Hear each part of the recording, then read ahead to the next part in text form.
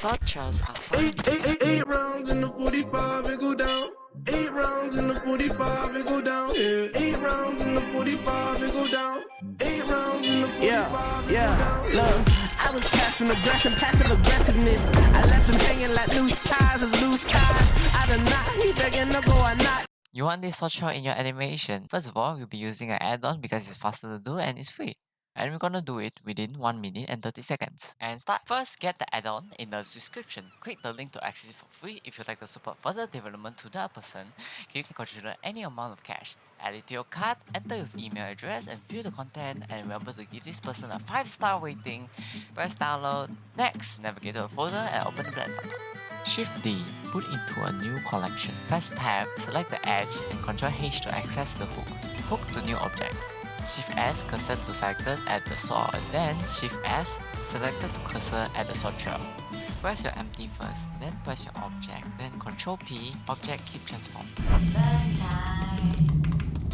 A and B here, and A we have a problem.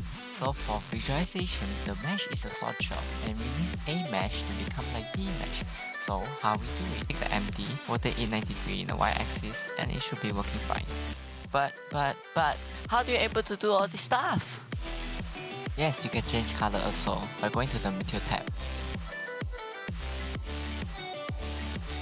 By scaling the edge, you can make it more bigger. You can move the empty to change the location and rotation of it. If it's not playing properly, you can go back to the starting frame for the simulation to work. If it's too choppy, press Ctrl 3 on your object. If you want to change the image texture of the material, you can go to the Material tab and change it. Congratulations, you have a working SwordTrail. But to understand why does it work, it's because we need to have a parent-child relationship. What is parent-child relationship in 3D? It's basically parents holding the hand of a child. Example, cube is child, sphere is parents. When you move the sphere, you drag the cube. We have 3 stuff in Blender that is parent-child relationship. So first we have child constraint, set parents to, and hook. We can test one all of it and try. Feel free to relax and watch as I conduct the testing. First we'll be doing child constraint. Shift D this, put it right there. And then for constraint tab, press child constraint, set inverse, and it's constantly moving when I'm not moving the object, which is a problem. So let's try set parents to, and just press on the object and Ctrl P, object key transform. There you go. So it's the same also. It's moving when I'm not moving it, which is a problem. Third one, we have a hook. So now it's not moving, but when I move it, it moves. So yeah, nice work.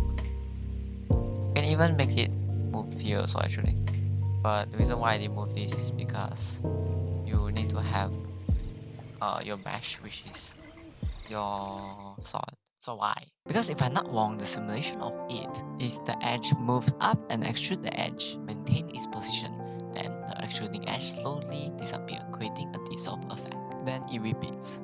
To understand why hook works, you first need to know what is hook.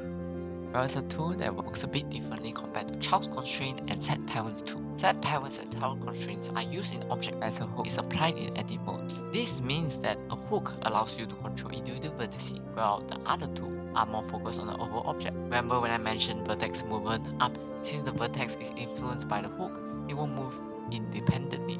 Instead, it will follow the hook control.